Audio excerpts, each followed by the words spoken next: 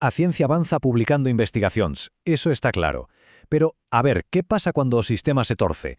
Con millóns de artigos saindo cada ano, como podemos separar o gran da palla? Pois hoxe imos explorar unha pregunta que tela. Pode a intelixencia artificial botarnos unha man para detectar a ciencia de baixa calidade? A finais dos 90, a visión era nobre, unha pasada. Ciencia de acceso libre para todo o mundo. Pero esta idea tan boa trouxo consigo un problema que ninguén esperaba. O modelo de pagar por publicar creou un auténtico pesadelo. Revistas que lle dan máis importancia aos cartos que á calidade científica. E aquí temos as vilás da película, as revistas de acceso aberto cuestionables. Basicamente, aprovéitanse da presión que teñen os investigadores por publicar. Ofrécelles unha publicación rápida a cambio de diñeiro, pero cunha revisión por pares que, que casi non existe. O resultado? O rexistro científico acaba contaminado con traballos de dubidosa calidade. Vexamos o percorrido que faremos hoxe. Primeiro, imos entender como a ciencia aberta, sen querer, creou este problema. Logo, veremos por que os métodos de toda a vida para controlalo xa non chegan. Despois ven o bo. Adestraremos o noso detective de IA, descubriremos que pistas sigue, destaparemos a magnitude real do problema e para rematar veremos como pode ser o futuro cunha colaboración entre humanos e máquinas.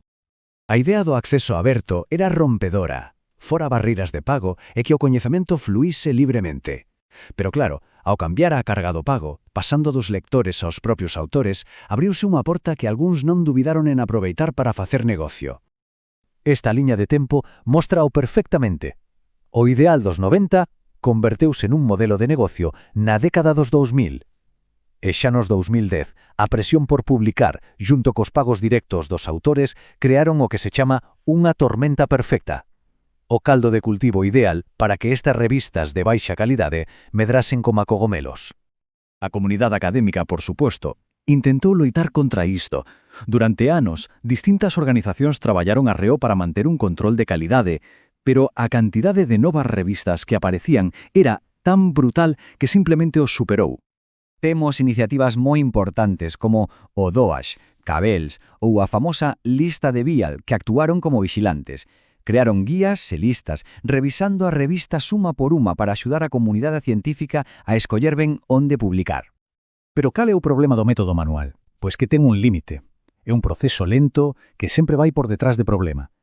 Cando consigues identificar e siñalar unha revista fraudulenta, xa apareceron 10 novas. A escala do problema, sinceramente, desbordou a capacidade humana. E é aquí onde a tecnoloxía pode cambiar as regras do xogo. Un grupo de investigadores tivo unha idea. E se adestramos un modelo de inteligencia artificial para que faga este traballo de detective, pero a unha velocidade e escala que para un humano serían imposibles? Para adestrar este detective artificial, alimentárono con 3 tipos de datos. Primeiro, o que a revista di de si mesma na súa web. Segundo, o aspecto desa web, dende o deseño ata o código que hai por detrás. E terceiro, e moi importante, os seus patróns de comportamento, a quen publican, a quen citan e, sobre todo, quen os cita a eles. O interesante é que a IA non se queda só na superficie, no que se ve. Tamén se mergulla no código da páxina web, buscando patróns que poidan indicar que é un diseño copiado e pegado, pouco profesional, pistas que para un ollo humano pasarían totalmente desapercibidas. E entón, que foi o que aprendeu a IA? Cales son eses sinais, esas pegadas dixitais que delatan a unha revista de pouca confianza? Pois os resultados son moi claros. Este gráfico fala o todo.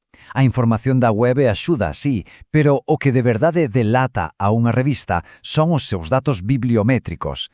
E cando se combina toda a información, o que di, como di e o que fai, é cando o modelo acada a súa máxima eficacia.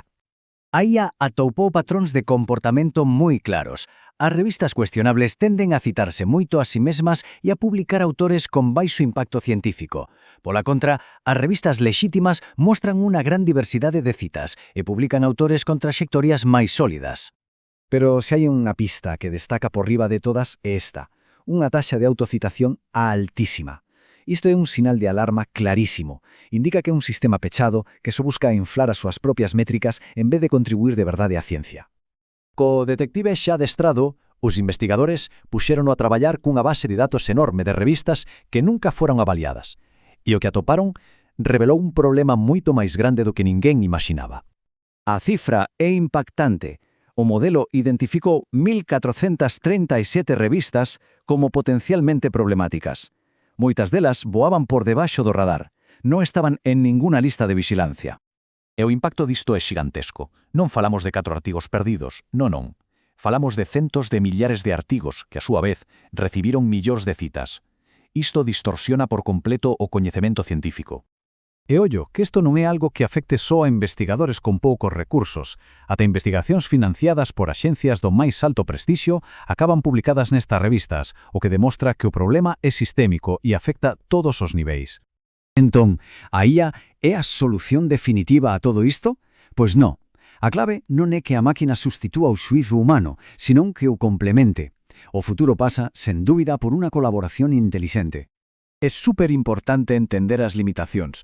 O modelo ten unha taxa de falsos positivos do 24%.